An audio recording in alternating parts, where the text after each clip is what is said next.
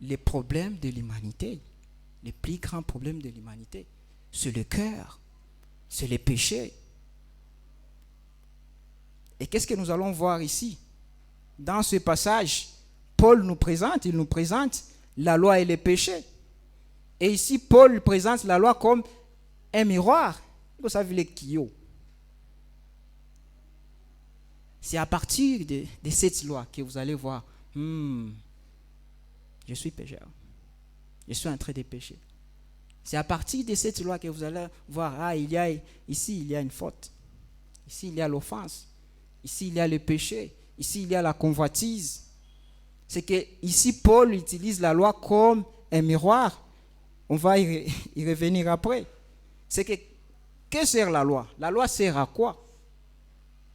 C'est que Paul nous montre que la loi, ce n'est pas le pont entre l'homme et Dieu.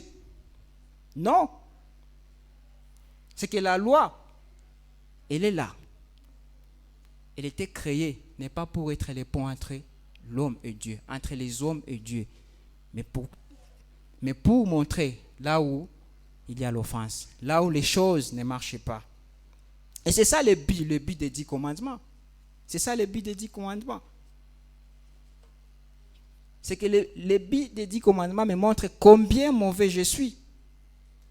Et me pointe vers la croix de Jésus-Christ. Et me pointe vers le Christ. C'est ce que Galates chapitre 3, versets 21 à 24. Lisons, venez avec moi dans Galates chapitre 3.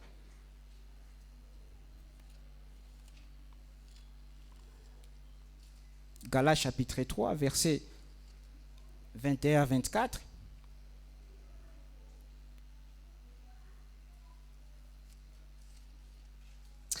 Nous sommes à la page 1139.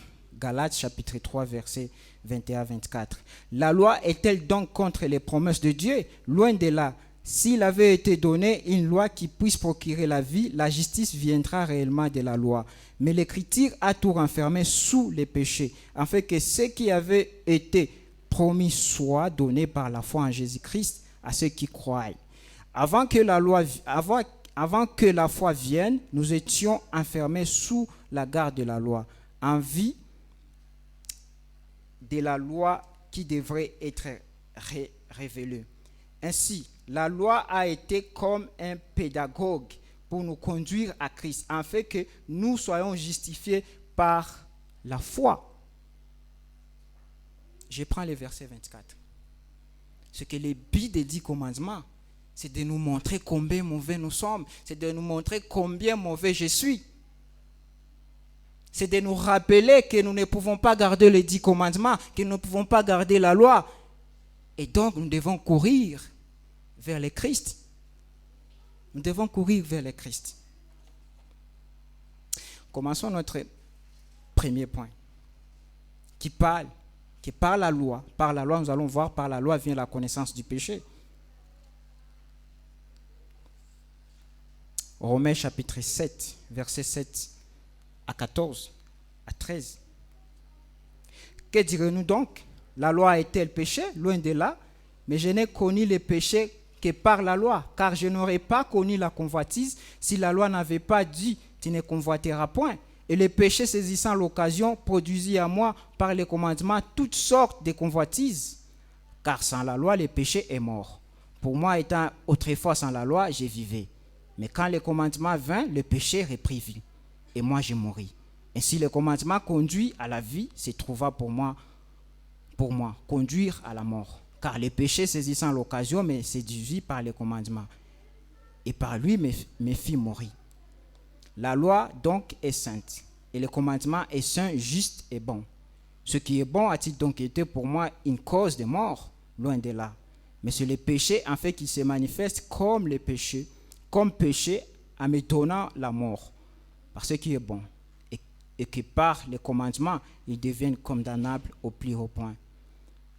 Nous savons en effet que la loi est spirituelle, mais moi, je suis charnel, vendu au péché.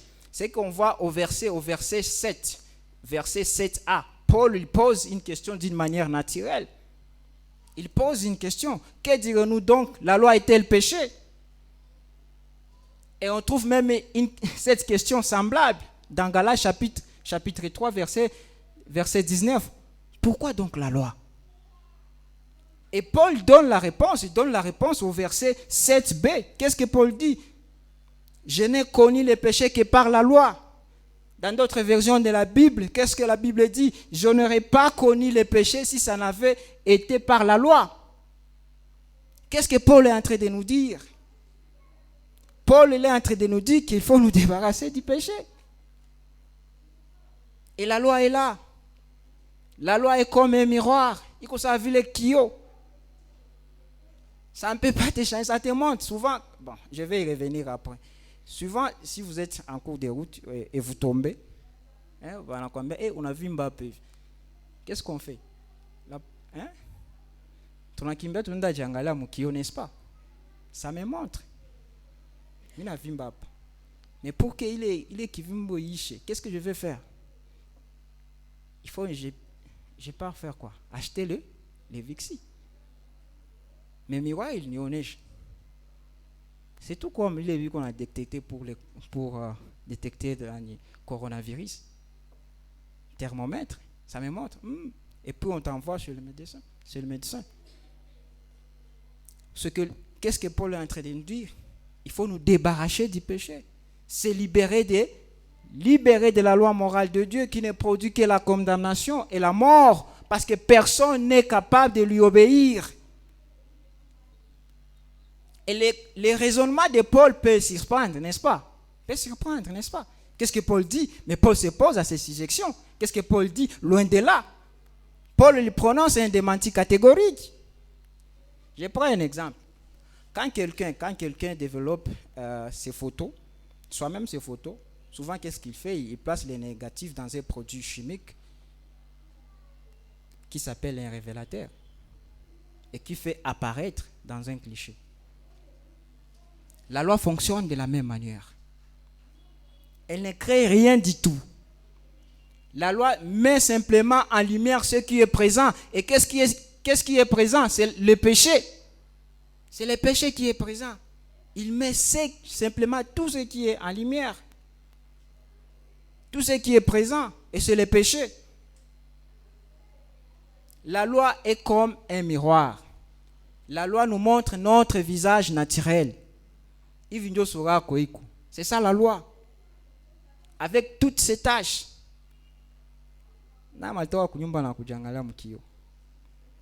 J'espère la plupart. Pour nos dada. C'est que la loi ici est comme un miroir. Elle nous montre notre visage naturel.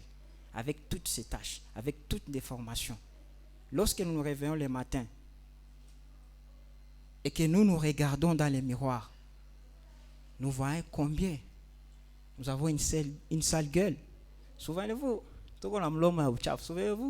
que dans mon enfance,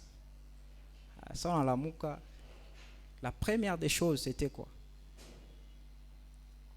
On te dit quoi? Tu te réveilles, tu pars auprès de ta mère, et puis tu dis, non, toc. On ne voit pas mkiwanga Yesu nafanana. On t'a encore ma cigarette, nyoto tu vois na ito. Oh ma tongo. On ne voit jangali. Et c'est ça la loi. La loi nous montre combien mauvais nous sommes. La loi nous montre, elle est venue pour montrer là où il y a l'offense, pour montrer là où le péché est. Là où il y a les péchés, là où il y a la convoitise, et me pointe vers le Christ. Souvent, nous avons l'impression d'être quelqu'un de bien.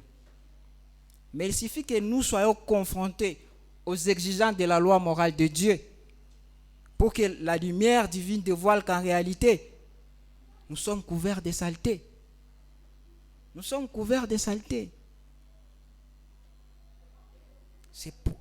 C'est pourquoi la loi nous montre combien mauvais nous sommes, combien mauvais je suis.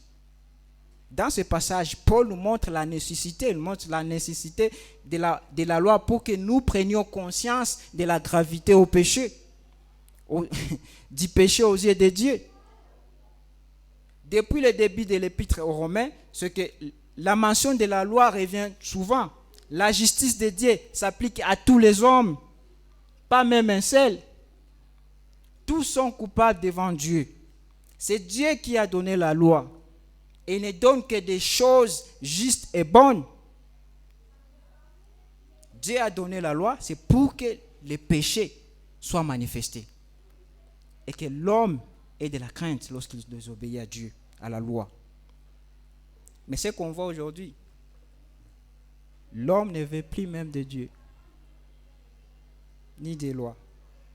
L'homme ne veut plus même se soumettre à aucune loi. Il n'a donc plus conscience de la loi. C'est un état terrible que celui-là.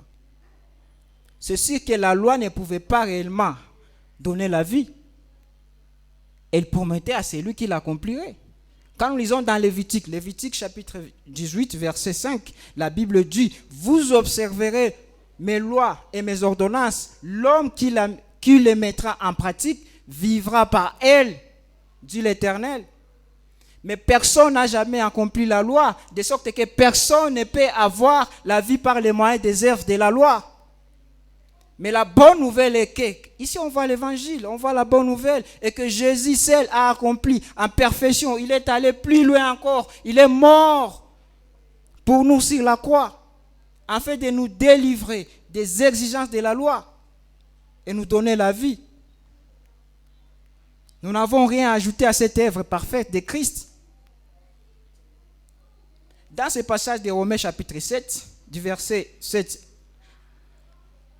à 14, ce que nous remarquons ici, Paul est en train de parler du péché, et non des péchés. Il est en train de parler du péché et non des péchés. Nous avons été lavés de nos péchés. La question est réglée. Mais la racine du mal, le principe actif et mauvais qui est toujours à nous, est toujours là. Ce principe actif et mauvais. Et si nous lui laissons la moindre occasion, il se manifeste par ses mauvais fruits. Et quels sont ces mauvais fruits? Ce sont les péchés. Mais sa puissance de vie, la puissance de vie, c'est le Saint-Esprit. Il est à nous qui avons crié. Ce que nous devons noter ici, les commandements de la loi sont là pour nous en faire prendre conscience. Lorsque Paul est en train de dire, tu ne convoiteras point, c'est une défense formelle à celle de Dieu. C'est une défense formelle que Dieu donne. Et qu'est-ce que le pasteur disait dans ses enseignements précédents? Que lorsqu'on te demande, on te dit de ne pas stamane. C'est lorsqu'on sent le désir, tu sens le désir de la convoitise. Lorsqu'on te dit ne volez pas, c'est lorsque tu commences à chercher de multiples façons de comment voler sans voler. Si nous convoitons quelque chose, nous désobéissons à Dieu. Chaque fois que la volonté propre s'oppose à celle de Dieu, le péché s'ensuit. Les péchés s'ensuit. Qu'est-ce que les versets? Les versets 14. Les versets 12 à 14.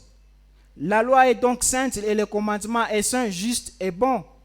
Ce qui est bon a-t-il donc été pour moi une cause de mort? Loin de là, mais c'est le péché en fait qui se manifeste comme péché en me donnant la mort par ce qui est bon et que par les commandements, ils deviennent condamnables au plus haut point. C'est Dieu qui a donné la loi. Et Dieu ne donne que des choses justes et bonnes. Les problèmes que nous avons, les problèmes que les chrétiens ont, c'est que nous sommes des pécheurs. Et la loi me montre la gravité extrême du péché aux yeux de Dieu. Et la loi me montre combien je suis mauvais. La loi me montre, voilà ici il y a l'offense, voilà ici il y a la faute. Il faut que tu changes. Et me pointe vers le Christ. C'est que nous devons, c'est que prenons garde à l'usage que nous faisons de la loi. si c'est pour montrer que nous sommes capables d'accomplir, ne serait qu'une partie. Ton enfant ma cause, nous faisons erreur. Car Dieu nous dit le contraire. Dieu, il nous dit le contraire.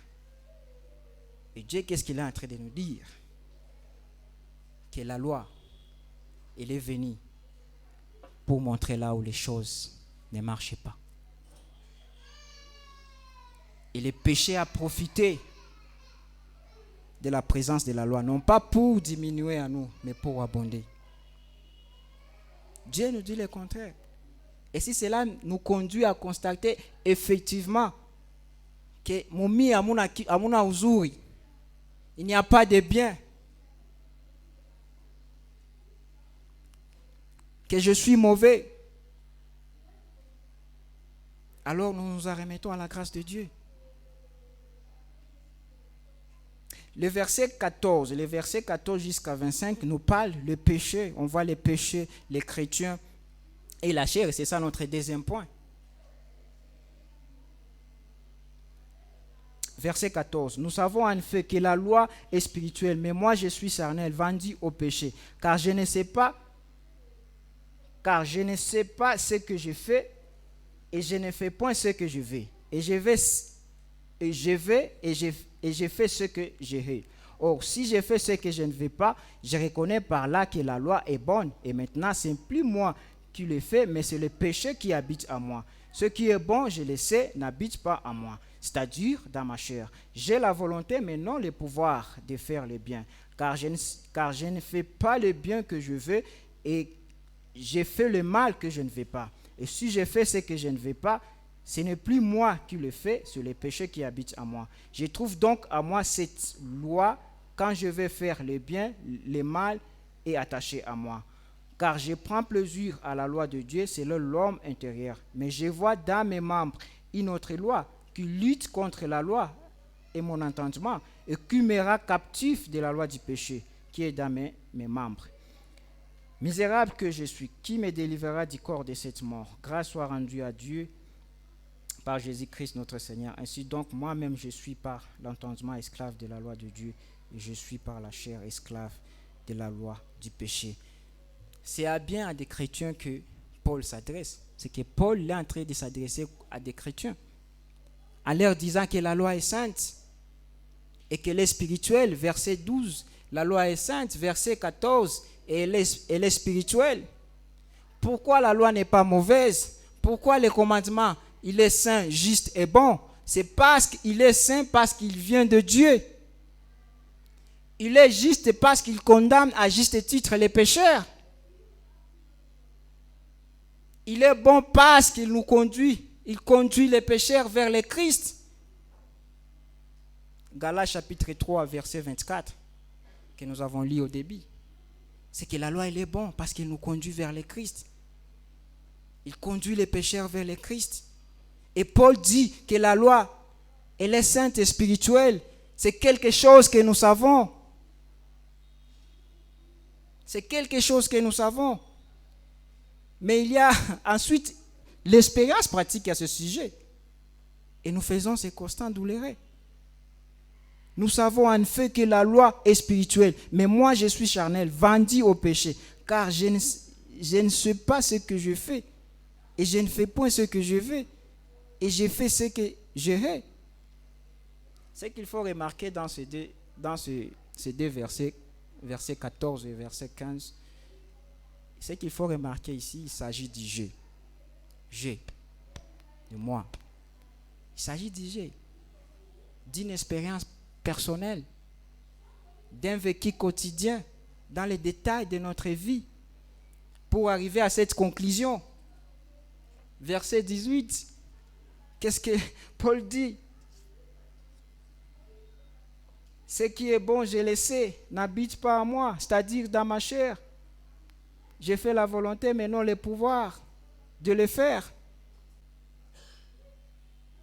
Et Paul se rend aussi compte que les chrétiens ne peuvent pas ni assujettir, ni transformer, ni purifier, ni vaincre, ni maîtriser, ni corriger, ni crucifier la chair. Et c'est pourquoi Paul s'arrête de raisonner et il crie: misérable homme que je suis, Qui me délivrera du corps de cette mort? Qui me délivrera du corps de cette mort? La loi doit donc nous pointer vers le Christ.